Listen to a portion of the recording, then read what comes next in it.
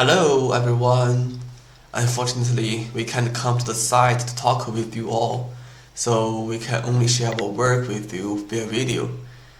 The topic of our research is related to virtual reality game tutorials, like the title said, impact of tutorial modes with different time flow rates in virtual reality games.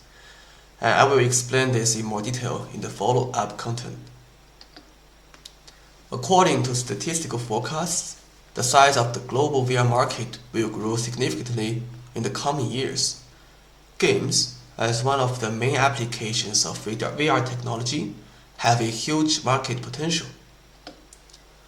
Whether it is a traditional video game or an increasingly popular virtual reality game, a game's tutorial is extremely important. Well, tutorials are not required for certain types of games. For the vast majority of video games, they have a direct impact on retention, as they are the first thing a player is exposed to. In VR games, an effective tutorial is especially crucial to help players understand the game content due to its unique interaction mode. Existing research has focused on the usage scenarios of tutorials and the presentation of tutorial content, such as research on context-sensitive tutorial patterns and research on the layout of tutorial content. Based on the existing research content, we found that little research has been conducted on the impact of interactive features and intrinsic properties of tutorials on players' learning process. Therefore, our work instead explores this aspect. We propose a new research perspective that divides the tutorial interaction process into a player-operated window period and a system-operated window period, and investigate the effects of 4 new tutorial modes combined by 2 window periods with different time flow rates on the player's learning effectiveness. These 2 window periods will be explained in the subsequent content. And after combining them, we came up with 4 tutorial modes: traditional screen mode, slow motion mode, bullet time mode, and context-sensitive mode. Based on this, we formulate our research question: the impact of windows of different time flows in game tutorials on player learning effects. We compare control learnability, player performance, and engagement-related outcomes of our tutorial modes by setting up a between-subjects experiment in 2 different types of games. Next, I'll briefly describe the related work involved in your research. It falls into these 3 main areas: multimedia learning, time perception, and tutorial in games and VR games. The first is the multimedia learning theory, which primarily involves 3 of its core principles: dual-channel principle, limited capacity principle, and active processing principle, of which the active processing principle is also familiarly known as cognitive load. According to the multimedia learning theory and cognitive load theory, designers should try to avoid adding irrelevant music or images when designing multimedia learning content, and at the same time, they should break down complex information into smaller and more understandable parts so that learners can understand and memorize the new information. Since this work is related to time flow, we also review some research related to time perception. Time perception is an important part of the game experience, and games can use time perception knowledge to optimize game difficulty, balance, feedback, and immersion. Also, the 2 important forms of time perception in games are slow motion and bullet time. These are 2 commonly used time control mechanisms in games that enhance the game experience by adjusting the player's perceived time. Finally, there is the work related to game tutorials. The usefulness of a tutorial depends heavily on the complexity of the game.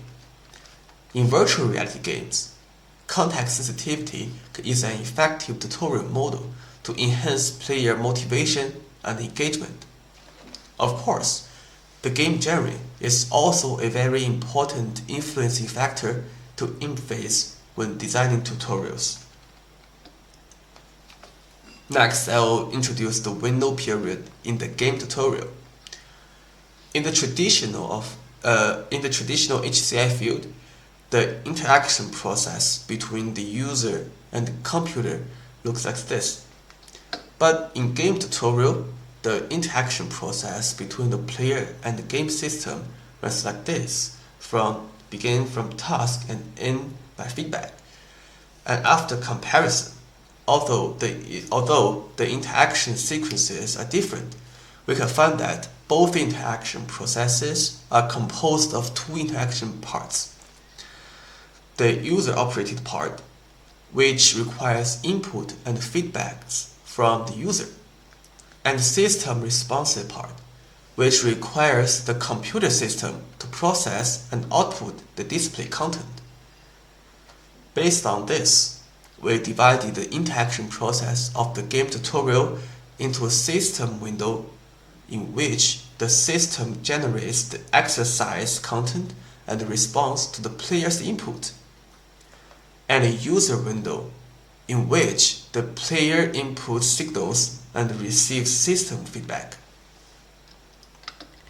So, going back to this graph, setting different time flow rates for the two window periods gives us 4 different tutorial patterns.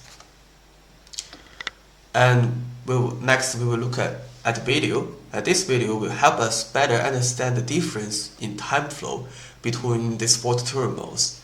This video also includes the 2 games we use for experiment. So let's start.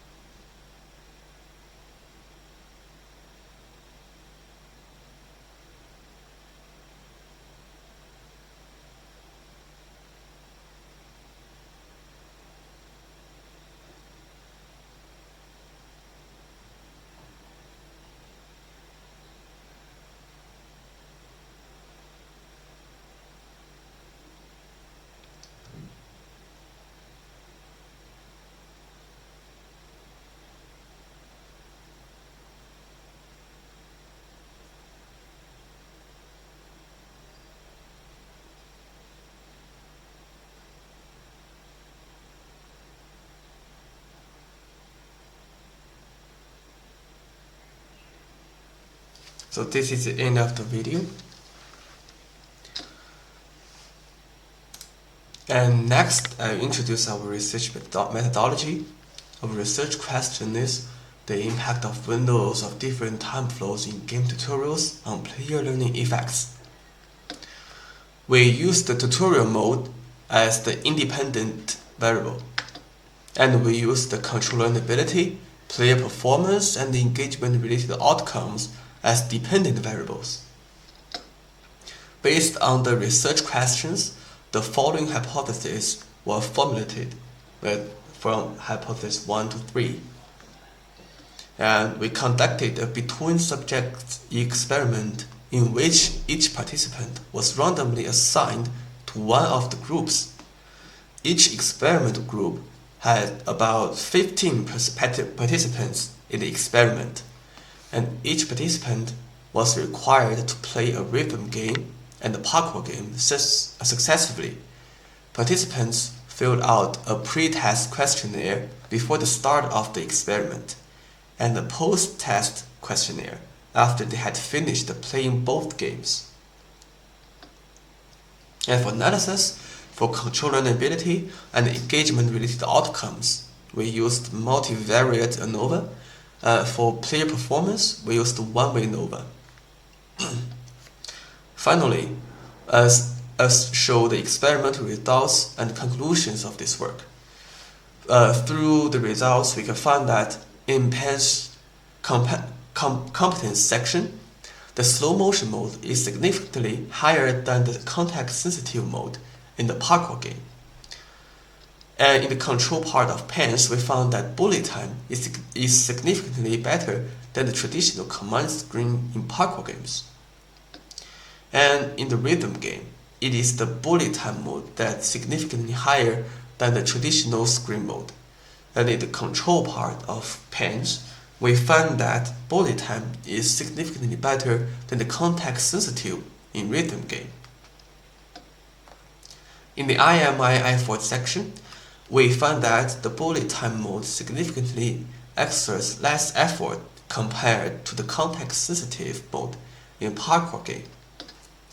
And in rhythm game, we also found that the bullet time mode significantly exerts less effort compared to the context-sensitive mode.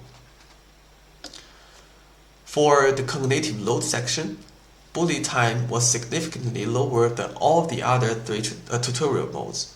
Traditional screen, context-sensitive, and slow motion, the p-value less than 0.05. And finally is the result and conclusion.